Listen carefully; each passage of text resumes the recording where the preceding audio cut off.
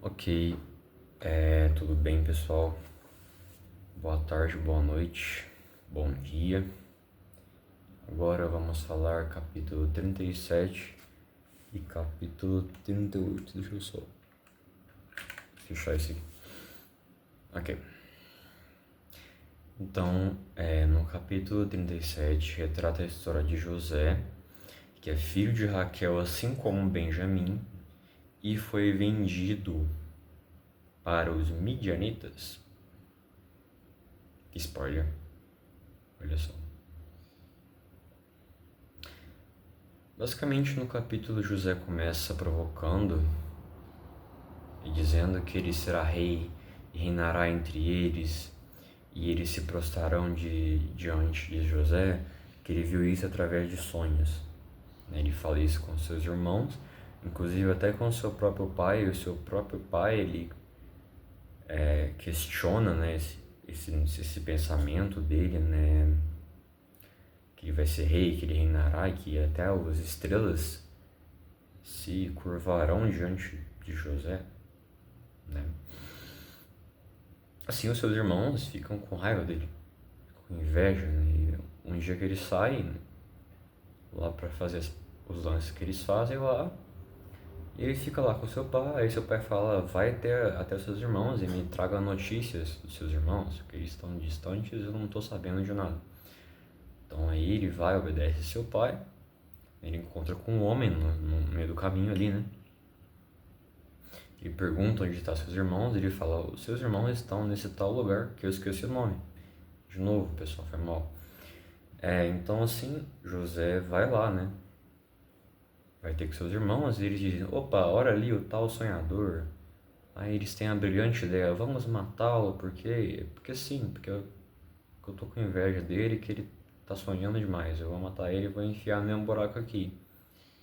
Uma cisterna, né? Acho que é cisterna que falam. E é isso que acontece. Hoje eu tô com um tom mais humorístico, não é mesmo? Mas enfim. Ok. Eles pensam isso, mas aí Ruben fala, poxa, não vamos matar ele não. Vamos só enfiar num buraco aqui, deixar ele sem água, sem comida e sem nada aqui. Mas não vamos tirar sangue do nosso próprio irmão não. Vamos só deixar ele no buraco. A gente tem que ser justo, pessoal. A gente tem que ser justo, né? Ruben fala ali, né? Para seus irmãos, eles concordam, né? É sensato, né? Ironicamente, claro, né? Dizendo, pessoal. Isso. Depois eles veem uns midianitas passando com uma carretinha lá e eles têm a brilhante ideia, sem o consentimento de Ruben, de vender José por 20 ciclos de prata. E eles fazem isso, eles vendem José para os midianitas, eles aceitam. E depois eles disfarçam que o José morreu passando sangue de carneiro na sua roupa. Que seu pai havia dado para ele no início do capítulo e eu esqueci de falar. Isso é muito importante. Que seu pai deu, né, a roupa que ele é eu esqueci o nome da roupa, mas ele deu uma roupa para José, porque ele seu pai, que era Israel, Jacó, amava muito José, inclusive isso é muito importante de se dizer aqui, porque eu acho que era o filho mais velho, algo assim, né? Não sei. Aí foi vendido, depois, né, eles foram lá com seu pai, mostraram o que aconteceu, falaram, mentira, né? Falaram aqui, é a roupa dele, ele morreu, né? E o pai acreditou, ficou chorando, né? Entrou em prantos lá, lamentou por vários dias, disse que não aceitou consolo, continuou chorando, triste, né? Pela suposta perca do seu filho. Depois, no final do capítulo, José é vendido para o Egito, para Potifar, que eu acho que é o rei do Egito. Se não for, me perdoa, mas é algum cargo importante no Egito, tá? Depois temos a história de Judá e Tamar, que Judá ele tem filhos, né? Er e Ona, depois Selá, nessa ordem especificamente, respectivamente no caso, né? O primeiro, o segundo e o terceiro.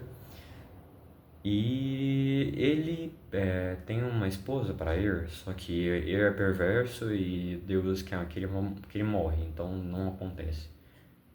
Ele tem uma esposa, ele arruma uma esposa, né? Chama Tamar.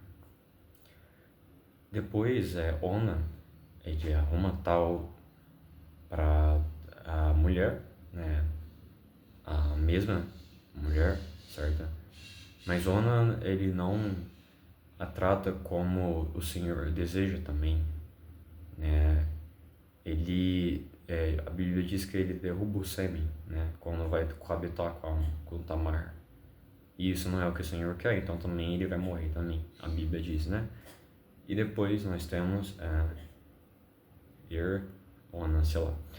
Então aí depois a história é que Judá pede para ela ficar viúva, porque quando seu filho Selá ficar velho, ela vai se casar com ele.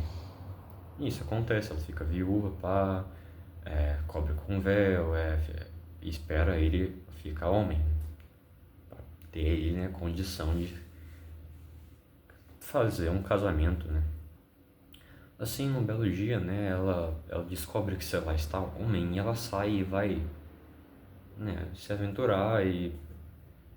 Perdão pela palavra, pessoal, brincadeiras à parte, mas ela sai e vai, né, eles entram no local e por coincidência, né, porque não existe coincidência, né, quem acredita na doutrina da providência divina não acredita em coincidências, mas ok, né, o carro passa, né, e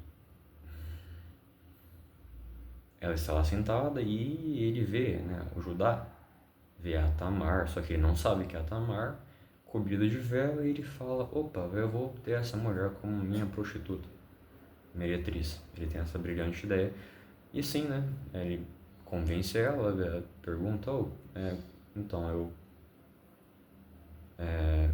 como eu posso coabitar com você, eu quero, o que eu posso te dar? Ela que pergunta ou ele pergunta? Acho que é ela que pergunta. Você vai me dar o quê? Ele fala, eu te dou esse colar aqui, essas coisas que eu tenho aqui. Esse aí, então acontece, né? Eles coabitam lá, ela fica grávida, né? Depois ela some. E depois ela some, né? Ele não sabe mais notícia dessa Tamar, que ele nem sabia que era a tal mulher, né? Depois de 3 meses ele descobre que Tamar está grávida, nem sabendo que foi ele, que é meio estranho, mas é por causa... Eu imagino que ela se cobriria o rosto, sei lá, algo assim, né? Acho que ele não sabia, né? Disse que ela deveria ser queimada, porque adulterou.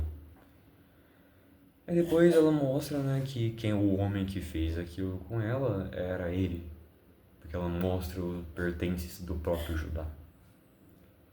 Então ele diz que mais impuro sou eu do que ela, né? Então, se eu não me engano, isso ele não condena ela e ela vem a ter filhos e são gêmeos, que eu esqueci o nome deles, infelizmente. Mas graças a Deus eu consegui terminar. Muito obrigado por me acompanhar até aqui. Que Deus te abençoe grandemente. Muito obrigado.